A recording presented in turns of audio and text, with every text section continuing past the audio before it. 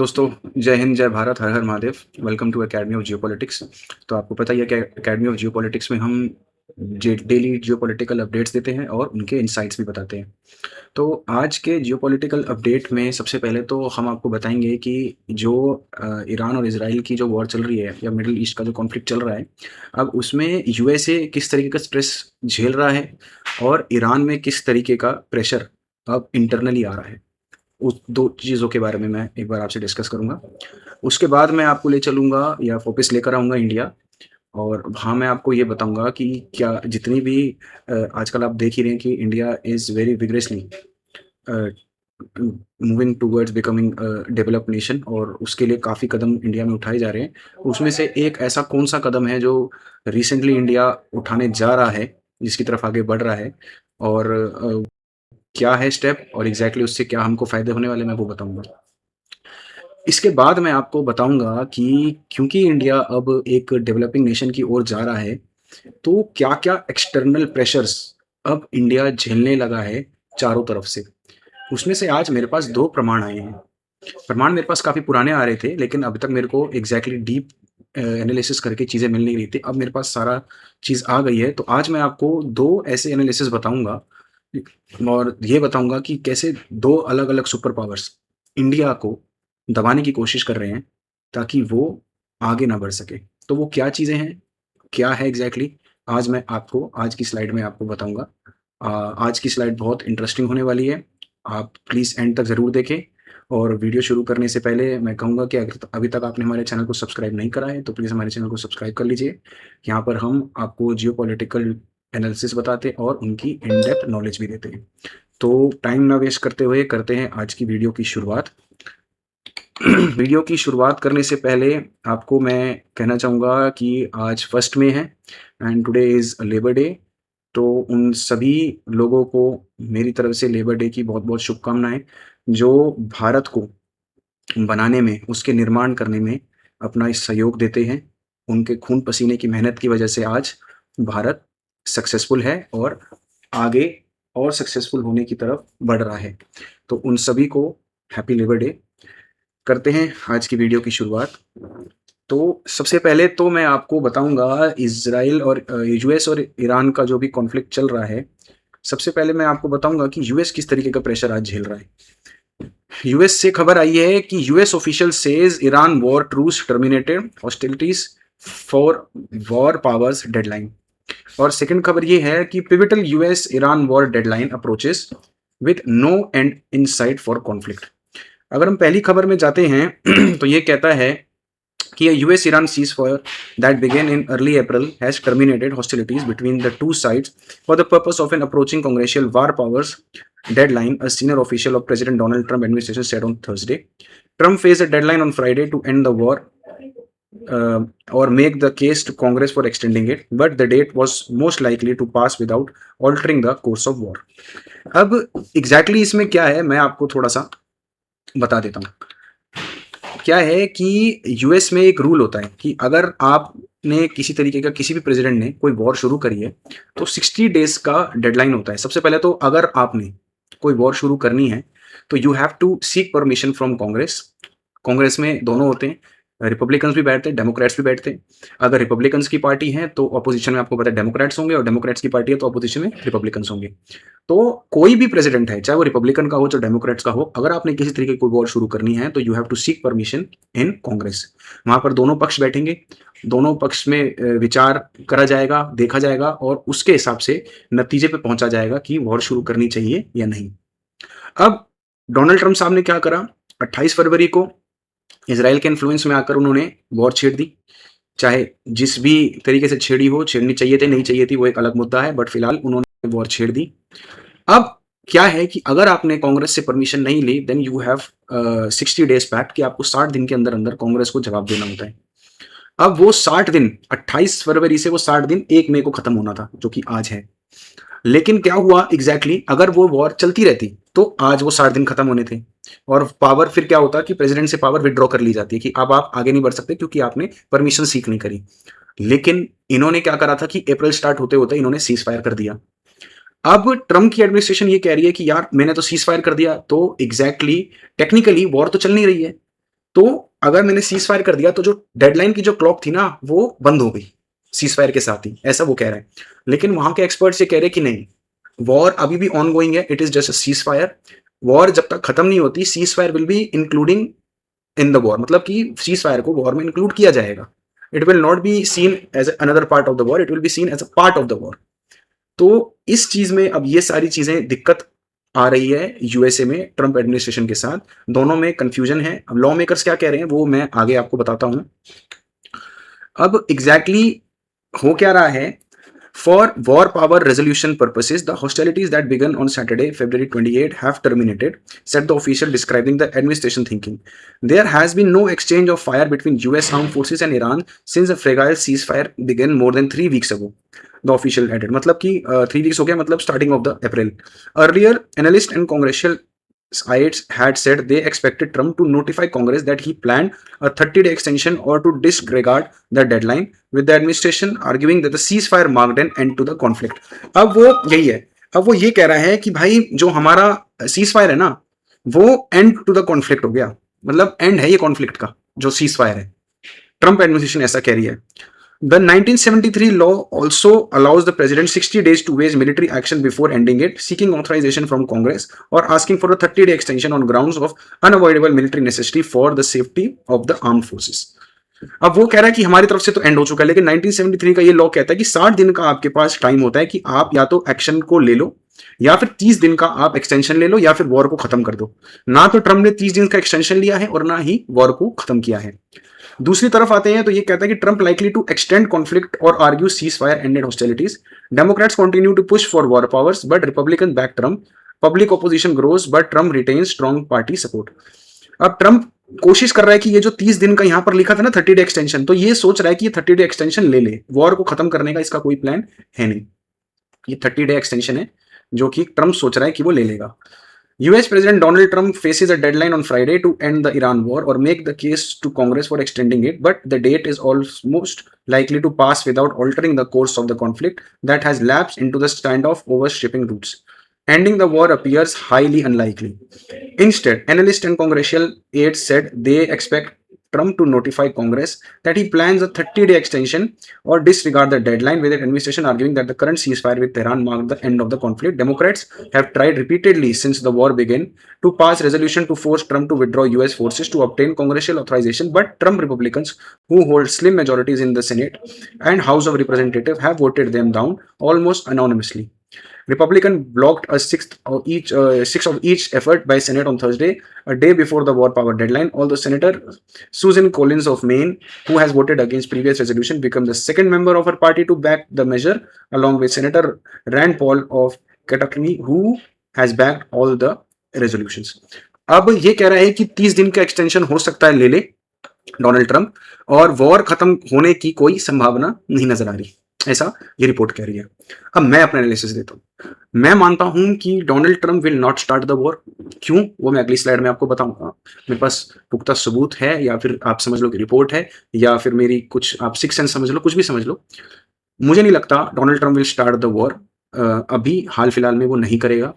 क्यों नहीं करेगा, उसके काफी रीजंस हैं। सबसे पहला रीजन तो यही है, midterm are approaching, and midterm की हार डोनाल्ड ट्रंप को बहुत ज्यादा सता रही है, क्योंकि वो जानता है जैसे ही वो मिड टर्म हारेगा और उसके नंबर्स पूरे नहीं आएंगे, Democrats will start to impeach Donald Trump on every case. क्या होगा कि डोनाल्ड ट्रंप कोई भी स्टेप लेगा ना, अब उसके लगभग नवंबर के बाद मेरे ख्याल से 1.5 से 2 साल रह जाएंगे। 4 साल का टर्म होता है इनका, तो 1.5 से 2 साल रह जाएंगे। तो जितना भी टर्म ट्रंप का रह जाएगा ना, कोई भी स्टेप ट्रंप उठाएगा, अगर वो मिड टर्म हार जाता है तो ताकत डेमोक्रेट्स के पास आ जाएगी और डेमोक्रेट्स हर बात पर ट्रंप को इम्पीच करना शुरू कर देंगे। भाई ये बात हमको समझ में नहीं आ रही, बुलाओ कांग्रेस को, बुलाओ इसको, इम्पीच करो, इसको सामने खड़ा करो, इससे सवाल जवाब पूछो। इम्पीचमेंट से होता कुछ भी नहीं है। आप ये मत सोचिए कि इम्पीचमेंट से सरकार गिर जाएगी, सरकार नहीं गिरेगी। उसके पास बैकिंग है, उसके पास सीट्स पूरी हैं, लेकिन क्या होगा, हर हफ्ते, हर 10 दिन, हर 15 दिन, जितने दिन चाहेगा, मन चाहेगा, वो बार बार उसको बुलाते रहेंगे और जवाब मांगते रहेंगे। They will start irritating him so much that वो परेशान ही हो जाएगा, और उसी का डर डोनाल्ड ट्रंप को है। सबसे पहला रीजन तो ये है। दूसरा रीजन मैं ऐसा क्यों मानता हूं कि वॉर वो शुरू नहीं करेगा, वो मेरी अगली स्लाइड पे है, जो हम अब चलते हैं। गार्डियन की ये खबर है, 29 अप्रैल 2026 की एक खबर है। Trump and Putin discuss Iran war and float temporary Ukraine ceasefire in call. Russian president welcomed decision to extend Iran ceasefire in what US president said was a very good conversation. Vladimir Putin and Donald Trump discussed the war in Iran and floated a temporary ceasefire in Ukraine in a phone call on Wednesday. In the call, which lasted more than 90 minutes, the Russian president said that Moscow reviewed the prospect of US ground operation in Iran as dangerous, while welcoming Trump's decision to extend the ceasefire in the region, according to Yuri Yusufov, Putin foreign policy adviser. अब Putin साहब ने Trump साहब को ये कहा कि भाई जो तुम सोच रहे हो ना कि ईरान में हम फिर से ग्राउंड ऑपरेशन शुरू करते हैं, कह रहा है कि भाई वो बहुत डेंजरस है. अब पुतिन साहब ने ऐसा क्यों कहा? क्योंकि अब्बास अरक्ची साहब पुतिन साहब से मिलकर आए थे, अगर आपको याद हो, अभी अभी मॉस्को गए थे 3 दिन पहले. 3 दिन पहले अब्बास अरक्ची साहब मॉस्को गए थे. हो सकता है उन्होंने ऐसी कोई बात पुतिन को बताई हो जिसकी वजह से पुतिन ये कॉल करने के लिए मजबूर हो गया हो. अब क्या बात हुई थी, क्या नहीं हुई थी, वो तो आगे जाकर पता चलेगा. एग्जैक्ट बात तो है नहीं, क्योंकि ऐसा कोई मेरे पास सोर्स तो है नहीं. मैं तो ओपन सोर्स से ही सारी चीजें लेकर आता हूं, मैं तो बस एनालिसिस देता हूं. तो क्या बात हुई थी इस चीज का पुख्ता नहीं पता है. लेकिन अगर पुतिन ने पर्सनली 90 मिनट की कॉल में पुतिन ट्रम्प से बात करी है, तो आप मान के चलिए that it must be very important, something really very important, जो कि पुतिन को लगा कि उसको यूएसए को बताना चाहिए, और वो उसने बताया. इस बात से एक चीज और भी आई कि पुतिन साहब ने एक temporary cease fire Ukraine war में भी कर दिया, just on a phone call. ये भी अभी इस खबर में आया. आगे इस खबर में चलते हैं तो ये कहता है कि Russia has largely been sideline in diplomacy over the Iran war on Iran, an ally of Kremlin. But Western intelligence agencies say Moscow has continued to provide support, including intelligence and drone strikes to US targets in the area. Trump later said, "We have a very good conversation. I know him for a long time." The US president said Putin offered his help to take Iran's buried uranium to Russia, but Trump said he preferred for Russian president to be involved with ending the war in Ukraine. अब Putin साहब ने ये कहा कि आप बोलो तो मैं उनका यूरेनियम जो दब गया है जमीन में 450 किलो के आसपास, वो मैं रशिया ले आऊं. लेकिन ट्रम्प साहब ने ये कहा कि भाई आप अपना ध्यान यूक्रेन की वॉर को बंद करने में लगाइए. Trump reiterated that he believed a deal to end with Ukraine conflict was close. Despite repeated US statement to that effect, the two sides remain far from any lasting settlement. Putin has signaled he prepared to continue fighting until Ukraine cedes territory Russia currently controls in Donbass. Among other demands, Vladimir Zelensky has consistently rejected any such concessions, leaving the region a central fault line in stalled peace efforts. अब हुआ क्या कि इन साहब ने क्या बोला कि at one point Trump told reporters that Ukraine military has been defeated, saying the country had lost all their ships and planes. अब यूक्रेन के पास शिप्स कहां से आई कुछ पता नहीं, प्लेन्स उसके पास चलो थे, वो तो तुम्हारे ही थे. लेकिन रिपोर्टर्स कहते हैं कि it appeared he was confusing Ukraine with Iran as he has previously used similar language when claiming success for US operation against Iran. अब हुआ क्या है कि इन्होंने क्या बोला, गलती से ये बोल दिया कि यूक्रेन की मिलिट्री बिल्कुल डिफीट हो चुकी है क्योंकि उसके शिप्स और प्लेन्स खत्म हो चुके हैं. जब इन्होंने शिप्स का नाम लिया ना, तब रिपोर्टर्स को शक लगा कि यार हो सकता है ये ईरान की बात कर रहा हो, गलती से यूक्रेन मुंह से निकल गया हो. लेकिन कहीं ना कहीं मुझे ऐसा लगता है कि ये यूक्रेन को अंडर एस्टिमेट कर रहा है जान के. मुझे ऐसा लगता है, गलती से मुझे लग रहा है कि उसके मुंह से यूक्रेन नहीं निकला, उसके मुंह से शिप्स गलती से निकल गया. शिप्स नहीं बोलना था, ड्रोन्स या एरोप्लेन बोलना था या प्लेन्स बोलना था. लोग कह रहे हैं कि वो ईरान बोलना चाहता था, लेकिन मैं मानता हूं कि वो ईरान नहीं बोलना चाहता था, वो बोलना यूक्रेन ही चाहता था. लेकिन शिप्स की जगह कुछ और बोलना था, गलती से शिप्स मुंह से निकल गया. अब मैं ये क्यों कह रहा हूं कि यूक्रेन को वो करना चाहता था, क्योंकि आपको याद होगा कि 10 महीना पहले आई गेस इनकी एक बात और भी पहले हुई थी, वो भी लगभग 80-90 मिनट के आसपास थी. I don't remember the time कितनी देर बात करी थी, बट वो भी ऐसी कुछ 80-90 मिनट की बात थी. और उसमें क्या बात हुई थी कि पुतिन नई नई खबर आई थी कि ईरान को रशिया सपोर्ट कर रहा है. जब ये बात यूएसए को पता चली तो ट्रम्प साहब ने फोन कराया, मिलाया कि भाई पुतिन साहब को फोन करो. वहां उनकी बात हुई तो ट्रम्प ने कहा कि यार stop supporting Iran in this war because फालतू में वॉर खिंचती जा रही है, मुझे वॉर खत्म करनी है. ऐसा ट्रम्प ने बोला था पुतिन साहब को. पुतिन साहब ने बोला कि यार अच्छा कोई दिक्कत नहीं, अगर आप चाहते हो कि मैं अपना सपोर्ट ईरान से खींच लूं, मैं खींच लूंगा, मुझे कोई दिक्कत नहीं. बदले में आपको क्या करना पड़ेगा, आपको यूक्रेन से अपना सपोर्ट खींचना पड़ेगा. अब ये बात जब दोनों के बीच में हुई तो ट्रम्प साहब तो परेशान हो गए कि यार अगर मैंने डायरेक्टली जाकर यूक्रेन से सपोर्ट खींच लिया तो यहाँ पर मेरी जो कांग्रेस है वो तो मेरी एसटेसी कर दी, क्योंकि डेमोक्रेट्स क्या है, Democrats are leaned towards Ukraine for the past 3 to 4 year. जितने भी साल है डेमोक्रेट्स हमेशा से ही यूक्रेन का एक सॉफ्ट हार्ट लेके चल रहे हैं। वो चाहते हैं कि यूक्रेन को सपोर्ट मिलता रहना चाहिए ताकि रशिया दबा रहे। अब उसको लगा कि यार अगर मैं ऐसा कर दूंगा और डायरेक्टली जाकर अपनी कांग्रेस को ये पता लग गई तो वो तो मेरी एसटेसी कर देंगे या फिर जो भी है मेरे खिलाफ इम्पीचमेंट का एक ऑर्डर निकाल देंगे। तो डायरेक्टली तो उन्होंने किया नहीं, लेकिन धीरे धीरे क्या करना शुरू कर दिया, वहां से उनके जितने भी थार्ड और पेट्रियट मिसाइल्स थे जो भी उनके डिप्लॉय कर रखे थे यूक्रेन में, वो वापस बुलाना शुरू कर दिए धीरे धीरे, विदाउट सेइंग एनीथिंग। और मतलब बिना शक हुए उन्होंने वापसी बुलाना शुरू कर दिया। अब कल जो इनकी बात हुई थी ना, मुझे लगता है कि कल इनकी जो बात हुई उसमें फिर से ये बात रिपीट हुई है इन दोनों के बीच में। ट्रंप ने फिर से यही बोला है कि आप ईरान को सपोर्ट देना बंद करना, अगर मैं वॉर शुरू करूंगा तो। पुतिन ने सबसे पहले तो मना कर दिया कि वॉर शुरू करने की गलती मत करना, क्योंकि it will be very dangerous. Why? उनकी कुछ बात हुई होगी, उन्होंने जरूर कुछ बताया होगा कि Iran is planning something very मतलब प्लानिंग समथिंग वेरी बिग और वेरी डेंजरस, समथिंग ऐसा कुछ बताया होगा जिसकी वजह से उन्होंने ये बात बोली। और ट्रंप ने और फिर से लास्ट में ये बात बोली गई होगी पुतिन साहब की तरफ से ट्रंप को कि भाई आप, अभी भी मैं वही कहता हूं कि अगर आप चाहते हो मैं ईरान को सपोर्ट ना करूं तो आपको भी यूक्रेन को सपोर्ट देना बंद करना पड़ेगा, जिसके लिए I think Trump is making a second thought. वो चाह रहा है कि मैं शायद ट्रंप चाह रहा है कि मैं यूक्रेन का सपोर्ट देना बंद करूं ताकि रशिया यूक्रेन की वॉर भी खत्म हो प्लस मेरी वॉर भी खत्म हो। क्योंकि क्या है ना यार, दोनों leaders they are finding a window, they are finding a very good window, a very respectful window with which they can end this war, so that उनकी पब्लिक में भी इमेज बनी रहे, वॉर भी खत्म हो जाए और यूएसए अपनी वॉर में जीता हुआ साबित हो और रशिया अपनी वॉर में जीता हुआ साबित हो। ये मेरा एनालिसिस है, इसलिए मैं कह रहा हूं कि मुझे नहीं लगता यूएसए अभी वॉर शुरू करने वाला है। अगर इनके बीच में इतनी लंबी बातचीत हुई है तो बहुत फ्रूटफुल बात हुई होगी। हाई हेलो के लिए 90 मिनट कोई बात नहीं करता, ये आप भी जानते हैं। They both are leader of, मतलब 2 सुपर पावर्स हैं, they can't talk 90 minutes like just lamely बात नहीं कर सकते, ये आप भी समझते हैं। तो ये मेरा एनालिसिस था। मुझे लगता है कि अभी रशिया यूएसए वॉर शुरू नहीं करने वाला। प्लस जो टेम्परेरी सीज फायर रशिया ने लगाया है वो शायद खत्म हो जाए, लेकिन रशिया यूक्रेन की वॉर भी अब धीरे धीरे समाप्ति की ओर आगे बढ़ेगी, ऐसा मैं मानता हूं। ऐसा मेरा एनालिसिस है। अब हम चलते हैं अपने दूसरे पार्ट की ओर, जहां हम बात करेंगे अब इंडिया के बारे में। क्या है इंडिया के बारे में खबर? सबसे पहले तो मैं आपको ये बताऊंगा कि अच्छी खबर क्या आई है। अच्छा, इंडिया से पहले एक मेरी ईरान के बारे में तो मैंने आपको शायद आज के उसमें बताया नहीं, तो हम पहले ईरान की बात कर लेते हैं। ईरान में एक फ्रैक्शंस के बीच में दिक्कत आ गई है।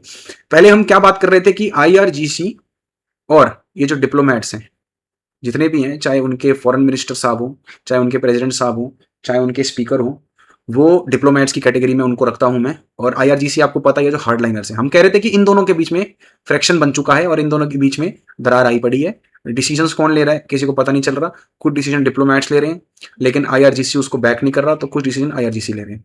लेकिन अब एक नई खबर क्या आई है, आप ये देखिए। Iranian president doctor Masoud Pezeshkian speaker Mohammad Bagher Ghalibaf seeking to oust Foreign Minister Abbas Araghchi over differences in US talks as per report. Iran President Speaker seek removal of Araghchi as Foreign Minister. अब क्या है कि president साहब और Ghalibaf साहब ने, जो speaker हैं, उन्होंने अरक्ची साहब को हटाने का प्रस्ताव एक आगे कर दिया है। ये तो मैंने ट्वीट लिया था एक्स से, जो कि एनडीटीवी का था। टाइम्स ऑफ इंडिया में भी यही खबर आई। Pezeshkian and Galibaf allegedly called for removal of foreign minister report. Iranian President Masoud Pezeshkian and Parliamentary Speaker Mohammad Bagher Galibaf are reportedly dissatisfied with Foreign Minister Abbas Araghchi handling of diplomacy and negotiation and are calling for the dismissal, according to the report by London-based Iran, as cited by Jerusalem Post. The sources claim both leaders believe Araghchi has been acting more as an assistant to Islamic Revolutionary Guard Corps commander Ahmad Wahidi than a foreign minister implementing government policy. According to the report, Araghchi has allegedly been coordinated directly with Wahidi and acting without the president oversight or knowledge. The sources added that Pezeshkian had told associate he may remove Araghchi if the situation continues. अब ये कह रहा है कि जो अब्बास साहब है ना, जो हमारे फॉरेन मिनिस्टर हैं, वो डायरेक्टली आईआरजीसी के कॉन्टैक्ट में है, वाहिदी के कॉन्टैक्ट में है। तो कह रहे जितने भी ये डिसीजन ले रहा है ना, ये मेरे को, मतलब कि प्रेसिडेंट साहब को बाईपास करके ले रहा है, डायरेक्ट आईआरजीसी से पूछ के डिसीजन ले रहा है। और कह रहा है अगर ऐसा ही चलता रहा तो मैं अरक्ची को हटा दूंगा फॉरेन मिनिस्ट्री से। तो मेरा ये कहने का मतलब है कि अब ईरान में आईआरजीसी और डिप्लोमेट के बीच की दरार तो थी, जो थी वो तो थी ही थी, लेकिन अब डिप्लोमेट के अंदर भी खुद की दरार भी आने लग गई है। ये डायरेक्ट खबर यही बताती है कि अब इनके बीच में भी दरार आने लगी है। पहले तो उनकी थी, अब इनकी भी आ गई है। अब डिसीजंस कौन लेगा एग्जैक्टली किसी को पता नहीं है। अगर पीस टॉक्स आगे बढ़ते भी हैं तो पीस टॉक में पार्टिसिपेट कौन करेगा, और अगर जो भी पार्टिसिपेट करेगा क्या उसकी बात दूसरे वाला ग्रुप मानेगा या नहीं मानेगा, इसमें भी कंफ्यूजन है। तो बेसिकली ईरान में इस टाइम काफी कायोटिक माहौल बना हुआ है और काफी कंफ्यूजन वाला माहौल है। कौन डिसीजन लेगा और उस डिसीजन को दूसरे वाला ग्रुप मानेगा या ना मानेगा, अभी तक किसी के बारे में कुछ पता नहीं। कहाँ ये बात जाती है आगे चल के बताएंगे, जैसे जैसे चीजें अनफोल्ड होंगी मैं आपको जरूर बताऊंगा। अब चलते हैं हम इंडिया की ओर।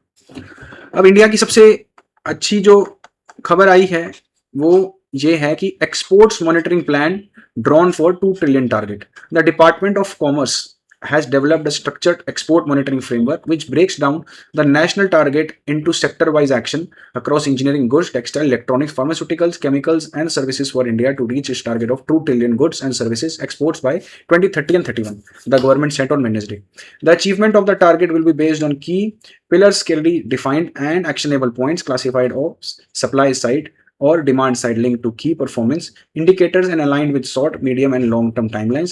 The Commerce Industry Ministry said in statement, the issue were taken up at a high-level review meeting chaired by Commerce and Ministry Piyush Goyal. Plan of action for achieving 2 trillion export target 2031 to review the implementation of export promotion mission. इस पे हम ध्यान देंगे export promotion mission पे।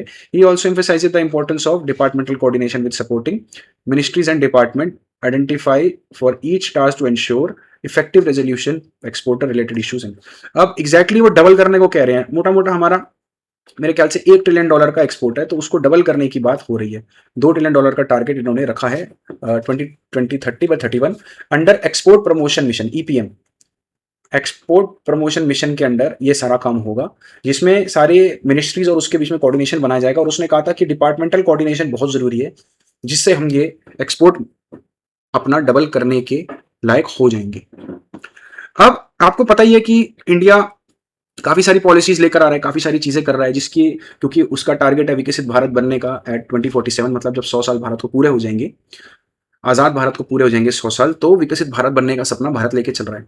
उसके लिए आपको पता ही है काफी सारी चीजें, भारत अपने नियमों को बदल रहा है, अपने डिफेंस को स्ट्रॉन्ग कर रहा है, काफी सारी चीजें कर रहा है, रिन्यूएबल एनर्जी की तरफ आगे बढ़ रहा है और प्लस अपने मिलिट्री बेसिस भी बढ़ा रहा है।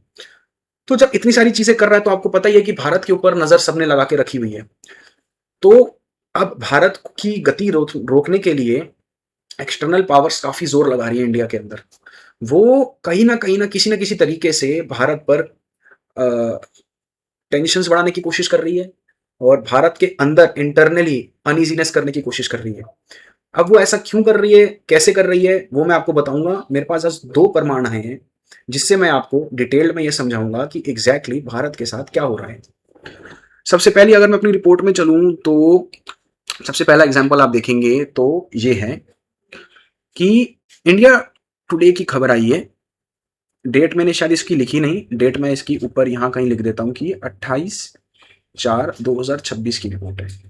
ये कह रहा है कि 10,000 litres of water for 1 litre of ethanol, India's fuel push to worsen water crisis. अब ये कह रहा है कि 10,000 लीटर पानी से 1 लीटर एथेनॉल बनता है। 10,000 लीटर पानी से 1 लीटर एथेनॉल बनता है और वो कह रहा है कि India fuel push to worsen water crisis. अब ये खबर क्यों आई है, पहले मैं आपको अगली स्लाइड पे चल के ये बताऊंगा कि ये खबर एग्जैक्टली इंडिया टुडे में क्यों आई थी। इंडिया टुडे में ये खबर इसलिए आई थी क्योंकि सॉरी, ये वाली जो खबर है ना ये आपकी है 29 तारीख की, 29 तारीख की है ये। अब 29 तारीख की अब ये खबर देखिए रॉयटर्स की तरफ से। ये है India proposes rules to allow higher ethanol blended fuels in vehicles. India issued a notification late on Tuesday proposing amendments to the Central Motor Vehicle Rules to formally incorporate higher ethanol blended fuels. The Ministry of Road and Transportation and Highways said that the draft includes provision for E85 fuel, a blend of 85 ethanol with petrol, E100, which allow vehicles to run nearly pure on ethanol. The draft rules has been opened for public comments, after which the government will take a final decision. अब ये कह रहा है कि India ने एक rule निकाला है जिससे आपका 85% blend of 85% ethanol with petrol का इन्होंने रूल निकाला है। उन्होंने इथेनॉल की कंजम्पशन को ज्यादा करना अब शुरू कर दिया है। वो चाहते हैं कि इथेनॉल ज्यादा बढ़े, इंक्रीज हो और फ्यूल जैसे पेट्रोल या डीजल, उसको कम यूज किया जाए, इसको घटाया जाए। India achieved its target 20% ethanol blending in petrol in 2025 and is looking to increase blending further to reduce costly imports of petroleum products. अब नीति आयोग की क्या था मैं वो आपको बताता हूं। ये 2021 की रिपोर्ट है। 2021 की रिपोर्ट में यहां पर लिखा है कि NITI Aayog release report road map for 20 to 25 in June 21। इसमें यह कहा था कि annual road map production supply ethanol का दिया जाएगा 24-25 तक, 25-26 तक। System for country wide marketing of ethanol किया जाएगा और 20% blending of ethanol in petrol by 2030 तक हो जाएगा। लेकिन आप ये देखोगे, ये जो हमने 2030 तक का टारगेट रखा था वो हमने 2025 में ही कंप्लीट कर लिया। फ्यूल एथेनॉल डिमांड था। The report estimate that India requires of ethanol for petrol blending will increase to 173 crore litres by 1920 and 1016 liter by 2025. To meet its demand, the ethanol production capacity will have to be increased from 684 crore liter in 2015 to 1500 crore, मतलब almost 3 गुना करना पड़ जाएगा, मोटा मोटा 3 गुना करना पड़ जाएगा। तो आप ये देखेंगे कि इसमें करने की कोशिश क्या कर रहा था भारत। भारत कह रहा था कि हमको अपनी पेट्रोल की और फ्यूल की डिपेंडेंसी कम करनी पड़ेगी, क्योंकि हमको 90% फ्यूल बाहर से इंपोर्ट करना पड़ता है। तो आप ये समझ रहे हैं, जब 90% आपको किसी भी चीज को इंपोर्ट करना पड़ेगा, हाईली डिपेंडेंट हो जाएंगे हम किसी भी नेशन के ऊपर। इंडिया इस टाइम 41 नेशन से लेता है, लेकिन मोटा मोटा 6 या 7 नेशन से अपना ज्यादातर फ्यूल की डिमांड को पूरी करता है। 90% हम अपना फ्यूल बाहर से मंगवाते हैं, ये आप जानते हैं। स्ट्रेट ऑफ हार्मोज बंद होने से आपको पता ही है क्या दिक्कत होने लग गई थी, फ्यूल की कितनी ज्यादा किल्लत आने लग गई थी। सबसे पहला एग्जांपल तो एलपीजी था। एलपीजी के सिलेंडर कहीं नहीं मिल रहे थे। मैं एक इंडस्ट्रियलिस्ट हूं, मैं खुद भी एलपीजी का काफी यूजेज है मेरे यहाँ पर, मेरी इंडस्ट्री में। मुझे खुद को बहुत दिक्कत हो गई थी। तो आप ये समझ रहे हैं कि हमको जब हम किसी चीज पर डिपेंडेंट होते हैं तो उसकी डिपेंडेंसी खत्म करने के हम तरीके निकाले जाते हैं। वही काम नीति आयोग करता है। नीति आयोग जितनी भी प्रॉब्लम्स होती हैं उससे रिलेटेड नीतियां बनाता है, जिससे हमारी डिपेंडेंसी कम हो और हमारी प्रॉब्लम्स कम हो। अब इथेनॉल में क्या होता है, इथेनॉल बनता कैसे है, मैं आपको पहले वो समझाता हूं। इथेनॉल जो है वो 3 जगहों से बनता है। 3, सबसे पहला सोर्स होता है शुगर केन। दूसरा सोर्स आता है ब्रोकन राइस, मतलब कि खराब चावल या टूटा हुआ चावल का दाना। तीसरा होता है मेज। हमारे यहाँ पर सबसे ज्यादा शुगर केन और राइस को यूज किया जाता है, क्योंकि इसकी प्रोडक्शन हमारे यहाँ पर काफी ज्यादा है। इसको क्रशिंग मिल में डाला जाता है, फिर स्टार्टिफिकेशन किया जाता है, फ्रेगमेंटेशन किया जाता है, डिस्टिलेशन किया जाता है।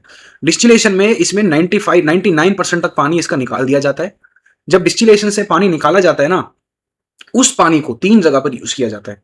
सबसे पहले बोगस प्लांट में यूज किया जाता है, फर्टिलाइजर बनाने में यूज किया जाता है और इरिगेशन के लिए यूज किया जाता है। डिस्टिलेशन और डिस्टिलरी के अंदर भी इसको रिसाइकल करा जाता है और डिस्टिलरी प्रोसेस में भी इसको लिया जाता है। मतलब जितना भी पानी निकाला जाता है ना, वो कहीं ना कहीं यूज कर लिया जाता है। अब आप बोलोगे यार, जब सारा का सारा पानी जो डिस्टिलेशन में यूज होता है, क्योंकि डिस्टिलेशन एक बहुत बड़ा प्रोसेस है इथेनॉल को बनाने के लिए, इथेनॉल का फ्यूल बनाने के लिए, तो आप कहोगे कि यार जब सारा का सारा पानी यूज कर लिया जाता है, तो ये इंडिया टुडे की खबर क्यों आई है कि 10,000 लीटर पानी से 1 लीटर का इथेनॉल बनता है। मैं बताता हूं क्यों आई है, इसका क्या फंडा है, अब मैं आपको समझाता हूं। Sorry. India's push to mix ethanol with petrol, something pitched as a clean energy fix, is deepening the country's water crisis. ठीक है जी। At the heart of petroleum are crops that already drink more water than almost anything else grown in India, like maize, sugarcane, and country favorite grain rice. अब मैं आपको बताता हूं कि क्यों होता है, क्यों, क्या लिखा है और क्यों लिखा है वो। India push to mix ethanol with petrol, something pitched as a clean energy fix, is deepening the country water crisis. At the heart of the problem are crops that already drink more water than almost anything else grown in India, like maize, sugarcane, country's favorite grain rice. Ethanol blending can worsen India's water crisis mainly because most of the raw material, sugarcane and increasingly maize, is extremely water intensive to grow and process. अब ये कह रहे हैं कि जिससे ethanol बनता है ना, वो बहुत ज्यादा वाटर कंज्यूम करता है। फेयर इनफ, ये तो मेरे को पता लग ही गया। अभी मैंने आपको बताया किन 3 चीजों से इथेनॉल बनता है, या तो बन जाएगा राइस से, या बन जाएगा शुगर केन से, या बन जाएगा मेज से। फेयर इनफ, समझ गए आप। अब तीनों ही वाटर इंटेंसिव क्रॉप है, वाटर बहुत ज्यादा लेती है, चाहे आप राइस को ले लो, चाहे शुगर केन को ले लो, चाहे मेज को ले लो। अब वो कह रहा है कि इन तीनों क्रॉप में बहुत ज्यादा पानी लगता है, इस वजह से हम बता रहे हैं कि इथेनॉल को बनाने में पानी लगता है। अब ये क्या गलती कर रहे हैं बताने में, टेक्निकलिटी क्या छुपा रहे हैं, आप ये देखिए। Ethanol blending means mixing a plant-based alcohol called ethanol into petrol to reduce India's dependence on imported oil. ये तो मैंने आपको फायदा बताया ही. Country has been aggressively scaling its program that rice has become a key raw material. The government allocated 52 lakh tons of rice for ethanol production is now targeted 90 lakh ton. अब ये कह रहा है to free up this grain it plan to reduce the share of broken rice. इस पे बहुत ज्यादा ध्यान देना. Broken rice distributed to the poor under the public distribution system 25 to 10%, diverting the saving straight to distilleries to be use to facilitate ethanol blending. अब सरकार ने क्या करा, सरकार को चावल की जरूरत और पड़ रही थी, तो उन्होंने क्या करा, जो ब्रोकन राइस मतलब कि ऐसा राइस जो खराब है, या तो उसका दाना टूटा हुआ है या फिर एफसीआई के गोडाउनों में जो गल रहा है, सड़ रहा है, खराब हो रहा है, उसको सरकार यूज किया करती थी इथेनॉल को बनाने के लिए. अब ये कह रहा है कि उसमें से 10% कोटा सरकार ने और बढ़ा दिया है जो गरीबों को दिया जाता था. मतलब गरीबों को खराब चावल दिया जाता था यूज करने के लिए, उस खराब चावल का कोटा सरकार ने कम कर दिया कि अब ये गरीबों को नहीं दिया जाएगा, इथेनॉल बनाया जाएगा. इसमें क्या गलत है आप बताइए. अगर सरकार ये सोच रही है कि हम गरीबों को खराब चावल कम दे देंगे और सही चावल ज्यादा देंगे, और जो खराब चावल है उससे हम अपना फ्यूल की कंजम्पशन को पूरा करेंगे, इसमें क्या गड़बड़ है. अच्छा आप चावल का तो पॉइंट समझ गए. अब हम आते हैं शुगर केन की तरफ.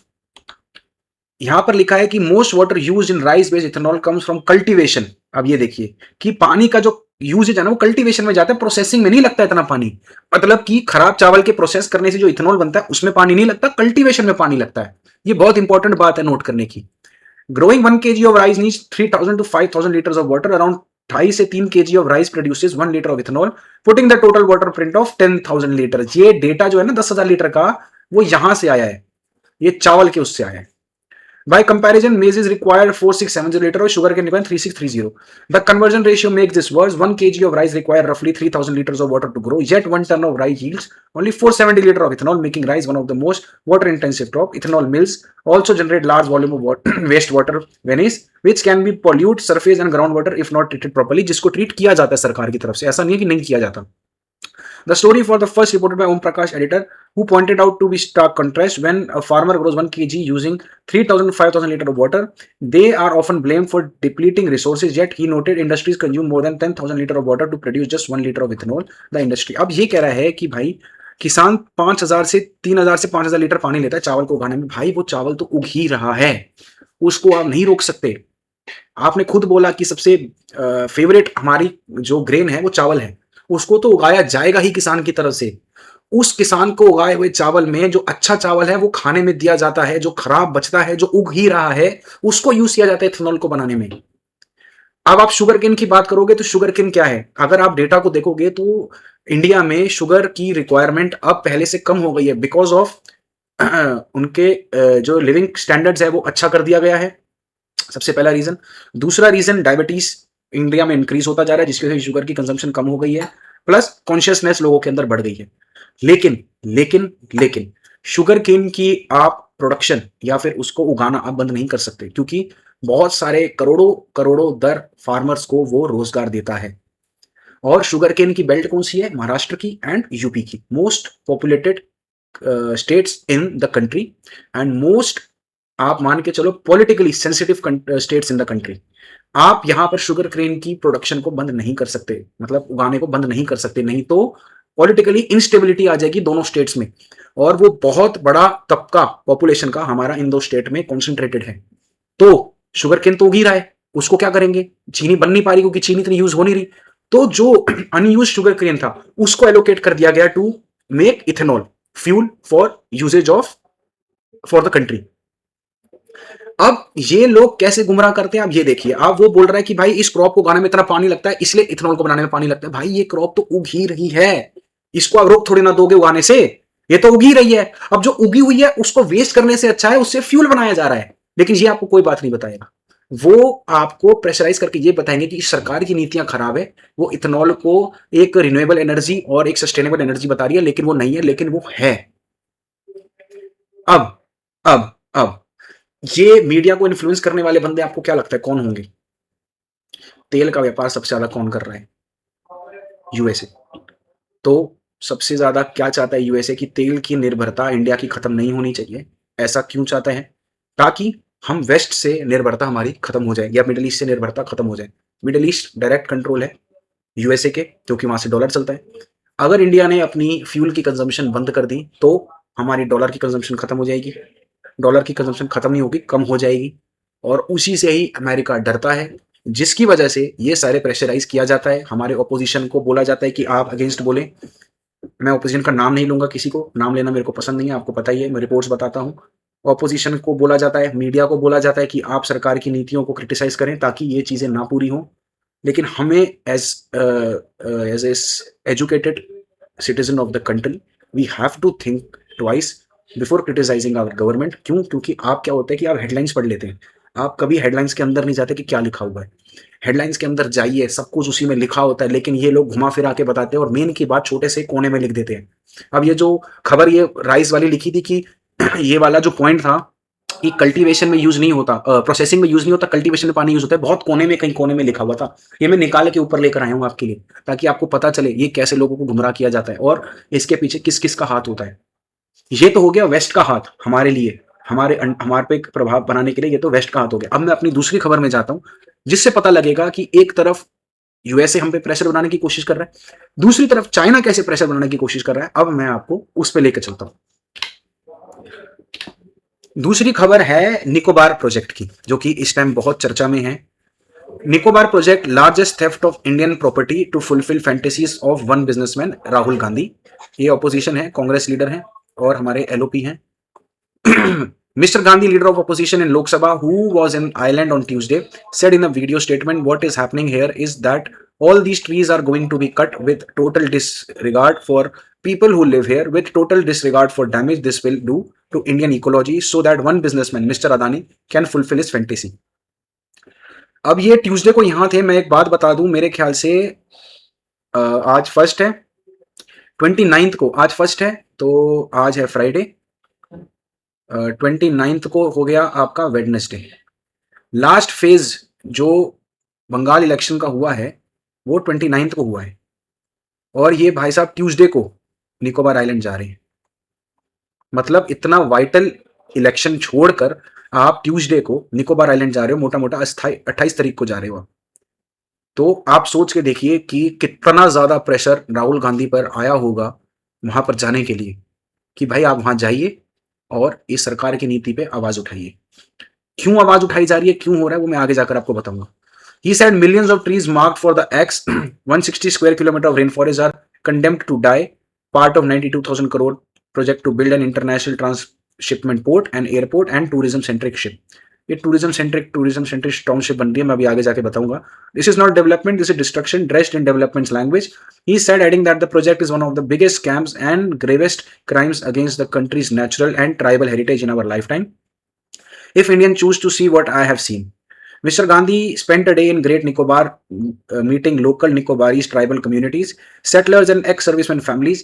His visit came and amid protest by the Nicobarese communities against clearances granted to the project. They have alleged that their forest rights has not been settled in express application. अब यही जो ये कह रहे हैं Nicobarese, अब इनकी खबर यहीं आ रही है। ये कह रहे थे, ये खबर है आपकी 22 जनवरी की, यहां से ही लेते हुए इन्होंने यहां पर अपनी विजिट प्लान करी थी। ये लिखा है, last year when tribal council wrote to union tribal minister, leader of opposition Rahul Gandhi had also written to tribal affair minister seeking government attention to the demands of the people they have relocated in their ancestral visit.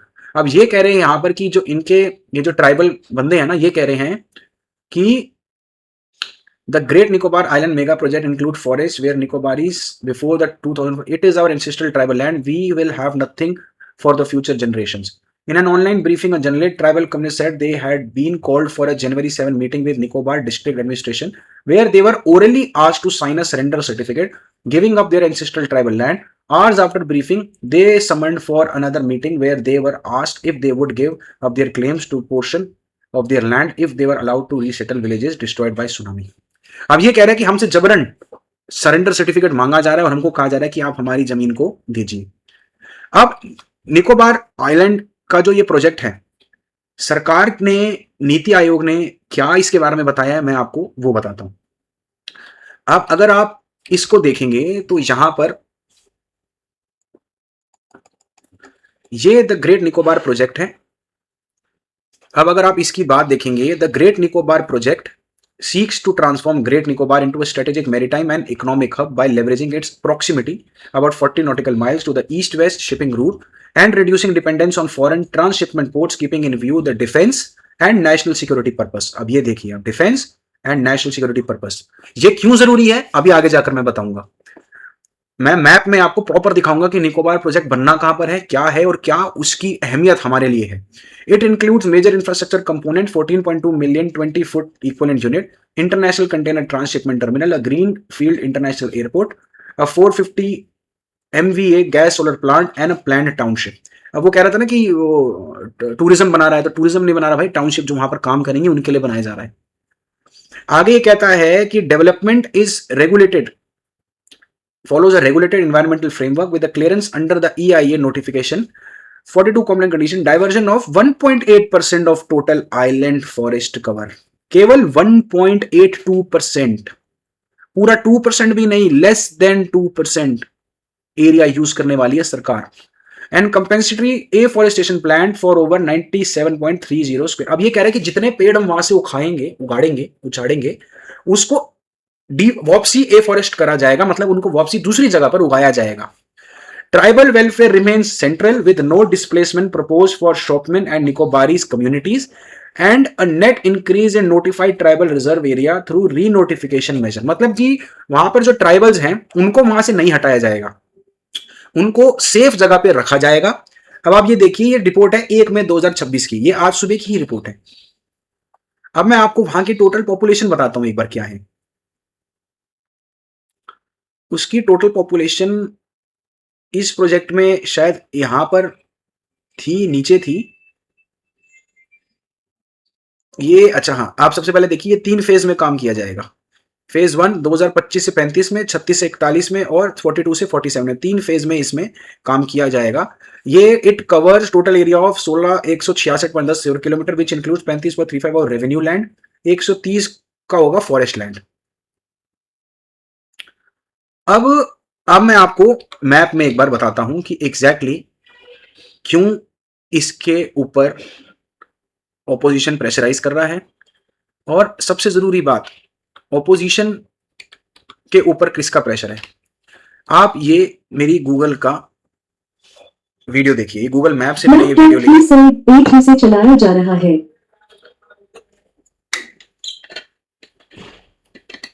ये है the great Nicobar.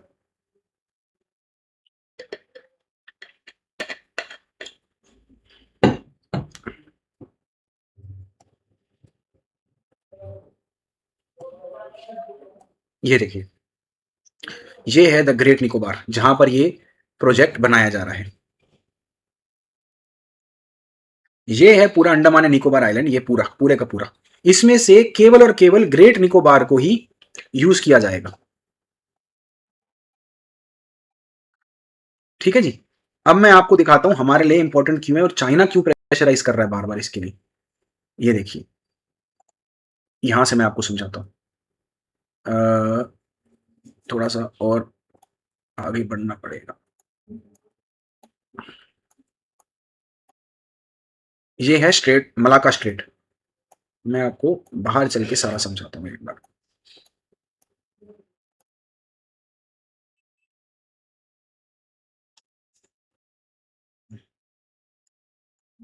ये देखिए, ये आपका China है, ये India है, यहां पर हमारा एक ग्रेट निकोबार प्रोजेक्ट है। ये है मलाका स्ट्रेट। ये अब आप खुद देखिए कि हमारे यहां पर जितने भी चाइना के शिप आते हैं ना, वो यहां से होते हुए, इन जगह से होते हुए फिर चाइना जाता है। अब अगर हम यहां पर ग्रेट निकोबार प्रोजेक्ट बना देते हैं, ये निकोबार प्रोजेक्ट यहां बना देते हैं, तो आप सोच के देखिए मलाका स्ट्रेट से आने जाने वाली जितनी भी शिप्स है उस पर हमारा पूरी तरीके से नजर रहेगी कि क्या एग्जैक्टली चाइना में जा रहा है। और यही चाइना नहीं चाहता, यही नजर वो चाइना नहीं चाहता। इसलिए वो इस ग्रेट निकोबार प्रोजेक्ट के अगेंस्ट बार बार बोल रहा है, क्योंकि हमारा जो ध्यान है वो हमेशा चाइना पे रहेगा और चाइना को ये बात बहुत ज्यादा चुभ रही है। स्ट्रेट ऑफ मलाका से चाइना के 85 से 90% के शिप जाते हैं। उसमें केवल ऑयल नहीं है, ऑयल भी है और सामान भी है, कंपोनेंट्स भी है, उसका इंपोर्ट भी होता है, एक्सपोर्ट भी वहीं से होता है। वर्ल्ड को एक्सपोर्ट भी वो स्टेट ऑफ मलाका से करता है। अगर हमने ग्रेट निकोबार प्रोजेक्ट को पूरा कर लिया, तो चाइना इतना ज़्यादा तिलमिला जाएगा, उसको हमेशा डर रहेगा कि अब यहाँ पर इंडिया अपना बेस बनाने जा रहा है। इंडिया अपना बेस बनाने के लिए काम कर रहा है। तो हमारे लिए मिलिट्री वाइज़ और डिफेंस वाइज़ कितना ज़्यादा ज़रूरी है, आप सोच नहीं सकते हैं। इसीलिए चाइना बार-बार हमारे ऑपोज़िशन को प्रेशराइज़ कर रहा है, हमारे मीडिया को प्रेशराइज़ कर रहा है कि आप बार-बार बोलिए कि निकोबार प्रोजेक्ट से ये दिक्कत हो जाएगी, पेड़ कटने शुरू हो जाएँगे और डिफ़ॉरेस्टेशन हो जाएगा, वहाँ की जो ट्राइब्स है वो खत्म हो जाएँगी, ऐसा कुछ भी नहीं होने वाला। मैंने आपको डिटेल रिपोर्ट में बताया, नीति आयोग की डिटेल रिपोर्ट है, उसने साफ बताया है जितने भी पेड़ काटे जाएँगे उनको वापस लगाया जाएगा, जितनी भी ट्राइब्स हैं उनको प्रिज़र्व किया जाएगा। पूरे लैंड का केवल 1.82% ही यूज़ किया जा रहा है, पूरा 2% भी यूज़ नहीं किया जा रहा है। उसके बाद भी आपको परेशानी है, तो आप सोच के देखिए कि क्यों ये परेशानी पैदा करी जा रही है। जो परेशानी है नहीं, उसको फालतू में क्यों लाया जा रहा है? ये सोचने वाली बात है। अब मैं आर्मी हमारा जो एक है, ये देखिए फॉर्मर, ये हिंदू की खबर से है, the former air chief says greater Nicobar project important for military footprint in a pushback against Rahul Gandhi opposition to the project. Retired air chief marshal says ecological concern will mitigated. Notes that proposed port for 150 kilometre from Malacca Strait, मैं कह रहा था ना Malacca Strait, the route for 75% of China's energy trade. देखा, मेरी इसी खबर को ये मोहर लगाती है कि मलाका स्ट्रेट पे हमारी नजर रहेगी, चाइना को ये कभी भी मंजूर नहीं होगा। 75% एनर्जी का सामान आता है, सिर्फ एनर्जी का 75% सामान आता है, बाकी सबका लगा लोगे तो 80 से 85% का आया और जाया रहता है चाइना का।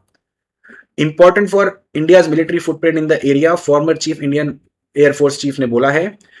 It is important for India to set military strategic footprint in the region from a defense and strategic perspective. This development is very crucial. After Strait of Hormuz closure, we have realized the importance of the straits and sea route blockage. Such statements, after all, this is surprising. If the port is made, it will be only 150 kilometers from Malacca Strait, which serves as route for 75% of China's energy. It will boost India's maritime and air front dominance to a great extent. अब आप देखिए, मैंने आपको बताया ना कि ये हमारे लिए बहुत जरूरी है ये बनाना, क्योंकि आपको पता लग गया स्ट्रेट ऑफ हार्मोज बंद होने के से आपको ये पता लग गया कि स्ट्रेट की इंपॉर्टेंस बहुत ज़्यादा है, उस पर अपनी पकड़ बनाना बहुत ज़रूरी है, ताकि आगे फ्यूचर में जाकर हमारी किसी भी सप्लाई को डिस्टर्ब ना किया जाए किसी एक कंट्री की वजह से। तो इस तरीके से बाहरी ताकतें इंडिया को बार बार इन्फ्लुएंस करती हैं। वो चाहती हैं कि इंडिया डेवलप्ड नेशन ना बने, हमेशा डेवलपिंग फेज में रहे। But we as a Indians, we have to think twice before consuming any of such data. किसी भी डेटा को कंज्यूम करने से पहले आप बार बार सोचिए, उस खबर की डेप्थ में जाइए। और अगर आप उस खबर की डेप्थ में नहीं जा सकते हैं, हमारे जैसे जियोपॉलिटिकल जो स्टूडेंट्स ऑफ जियोपॉलिटिकल जो जियोपॉलिटिक्स हैं, जो ये इन चीज़ों को खबर को फॉलो करते रहते हैं, उनकी वीडियोस को देखिए या हमारे जितने भी आर्टिकल्स हैं उनको पढ़िए। एकेडमी ऑफ जियोपॉलिटिक्स ऐसे ही आर्टिकल्स को निकालता रहता है, ऐसी ही वीडियोस पोस्ट करता रहता है, सिर्फ इसलिए ताकि जो सही खबर है वो आप तक पहुंच सके और इन्फ्लुएंस आप कभी भी ऐसी चीज़ों से ना हो, क्योंकि काफ़ी बाहरी ताकतें इंडिया को इस टाइम इन्फ्लुएंस करने की कोशिश कर रही हैं ताकि इंडिया को डेवलप ना होने दिया जाए, हमेशा डेवलपिंग नेशन ही रहे, कि वो हमेशा डेवलपिंग स्टेज पे ही रहे। लेकिन हमको विकसित भारत बनाना है 2047 तक, उसमें बहुत काम करने हैं। मैं ऐसा नहीं कह रहा कि इन 2 काम से कुछ हो जाएगा, नहीं, बहुत चीज़ें करनी है, बट हर एक छोटी स्टेप से ही आगे बढ़ा जाता है और बड़े कदम से, छोटे-छोटे कदम से ही बड़े गोल को अचीव किया जाता है। तो आज मैंने आपको ईरान और यूएसए के वॉर के बारे में बताया कि एग्जैक्टली दोनों में, ईरान में और यूएसए में क्या-क्या सिचुएशन चल रही है। फिर मैंने आपको द ग्रेट निकोबार प्रोजेक्ट से और इथेनॉल के बारे में बताकर ये बताया कि कैसे हमारे मीडिया को वेस्ट और ईस्ट दोनों तरफ से इन्फ्लुएंस किया जा रहा है ताकि इंडिया पे प्रेशर बनाया जा सके। आशा करता हूँ आपको मैं अच्छे से समझा पाया हूँगा। अगर आपको वीडियो को अच्छी लगी तो प्लीज़ हमारे वीडियो को लाइक करें, हमारे चैनल को सब्सक्राइब करें और ऐसे ही जियोपॉलिटिकल इन डेप्थ नॉलेज के लिए हमारे चैनल एकेडमी ऑफ जियोपॉलिटिक्स को फॉलो करते रहें। तब तक के लिए जय हिंद, जय भारत, हर हर महादेव।